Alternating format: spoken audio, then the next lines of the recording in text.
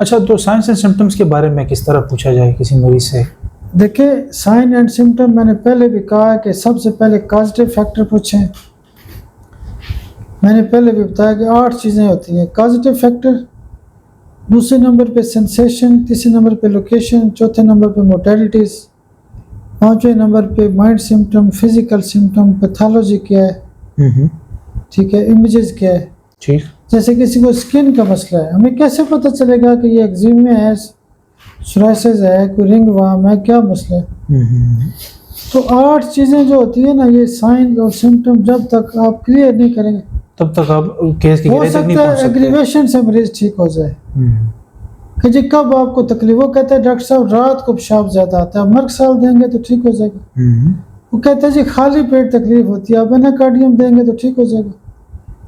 यानी इस चीज़ों को समझना है। फैमिली हिस्ट्री जो है ये पूछना क्यों ज़रूरी है इतना ज़्यादा? देखिए, फैमिली हिस्ट्री उस वक्त पूछी जाती है जब केस ठीक नहीं होते, पुराने केस होते हैं कि जी शुगर आपको वालदैन, वो कहते हैं जी मेरी वालदैन को भी शुगर है, तो हमारा स्टार्ट तो कार्सिनोसिस से हो जाएगा।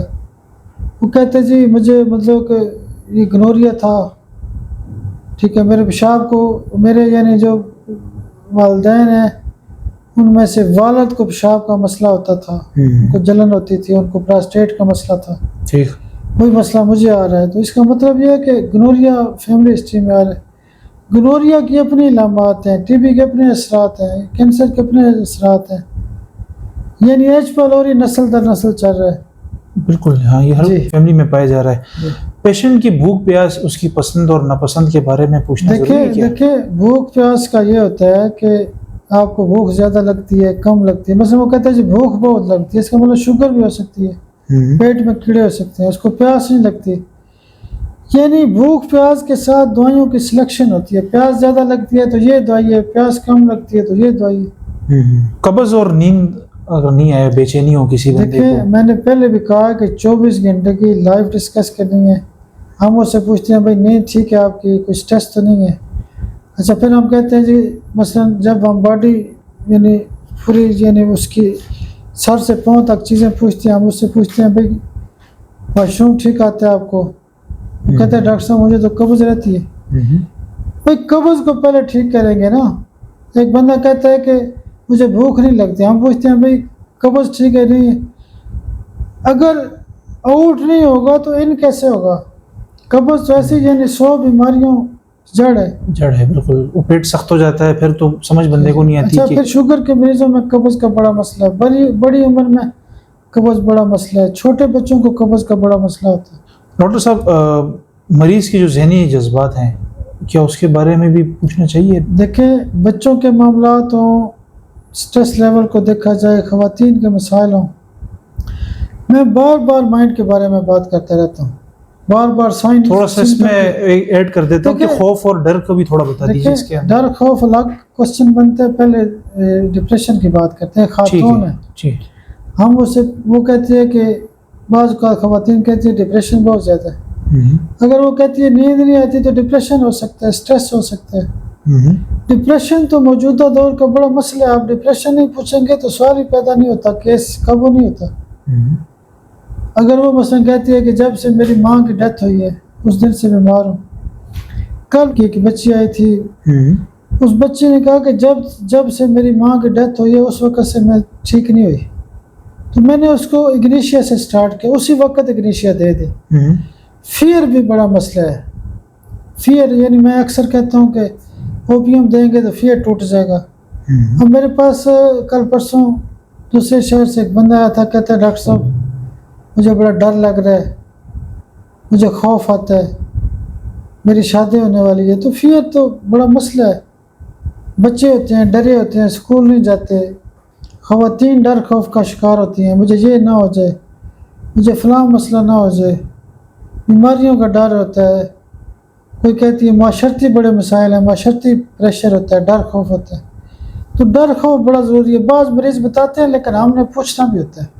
कुछ मरीज़ ऐसे भी होते हैं जो अपनी कैफियत बता नहीं सकते, झिझक महसूस करते हैं, शर्माते हैं, उस सूरत में क्या करना चाहिए? देखिए, उसके लवाकिन बताते हैं या डॉक्टर को ऑब्जर्वेशन करनी होती है। मसलन एक बंदा शेल हुआ हुआ है, बेहोश पड़ा है, तो हम फ़ौरन नहीं देख सकते कि हो सकता है इसको कोई शाक लगा हो या उसकी अगर पाँव पे सूजन है तो इसके गुर्दों का मसला हो सकता है। मैं आपको कल का एक बड़ा मज़े का केस सुनाता हूँ। जी ज़रूर।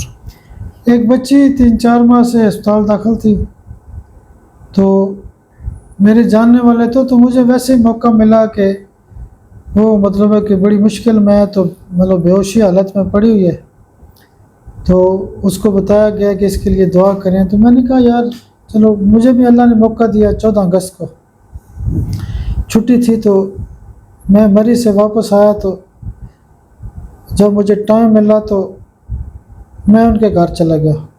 उनके घर जब गया तो वो बच्ची बेहोश पड़ी थी। तो मैंने हल्की फुल्की हिस्ट्री ली। मैंने अंदाज़ा ये लगाया कि एक तो ये पैरालाइज हुई है, दूसरे नंबर पे उसकी हालत बहुत कमज़ोर थी, लागत थी, सुस्त थी, बिल्कुल येलो हुई थी। फिर मैंने ये भी अंदाज़ा लगाया कि हो सकता है इसको ब्रेन के अंदर कोई क्लॉट हो, इसको फिट्स पड़ते थे, झटके लगते थे। ठीक है, मैंने तो वैसे डॉक्टर, उन्होंने कहा कि फैमिली बताती है कि डॉक्टरों ने कहा जी इसको शदीद किस्म का इन्फेक्शन हुआ है। ठीक है, उसका ब्रेन का मतलब दिमाग का ये नहीं मसला था। खैर मैंने क्या किया कि सबसे पहले नक्सवामिका की एक पुड़िया दी, दूसरे दिन मैंने पायरोजिनम 1 mg की पुड़िया दी, तीसरे दिन मैंने बोथ्रोप्स 1 mg की पुड़िया दी। मैंने कहा कि इन्फेक्शन भी ठीक हो और दवाइयों के असरात भी कम हो, और उसके साथ साथ क्या हो कि अगर कोई दिमाग के अंदर कोई ब्लड क्लॉट है वो भी टूटे।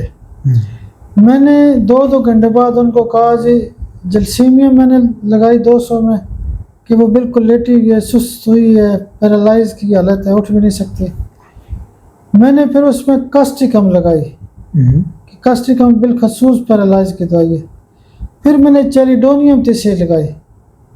चैलिडोनियम इसलिए लगाई कि बिल्कुल येलो थी, खून की कमी थी, बिल्कुल मुझे यकीन करें कि 100% यकीन था कि ये बच्ची उठ के बैठेगी और फौरी बहाल हो जाएगी। उन्होंने मुझे बताया कि उसको कोई हल्की फुल्की ब्लीडिंग भी हुई है। ब्लीडिंग इसलिए हुई है कि ब्लड क्लॉट टूटा है। उन्होंने कहा जी अल्लाह का शुक्र है, 5 दिन के बाद क्या हुआ है कि बच्ची ने उठ के बैठा है, खुद मोबाइल यूज़ कर रही है, बातें कर रही है, गपशप कर रही है, माशाल्लाह, खाना खा रही, उठ के बैठी हुई थी।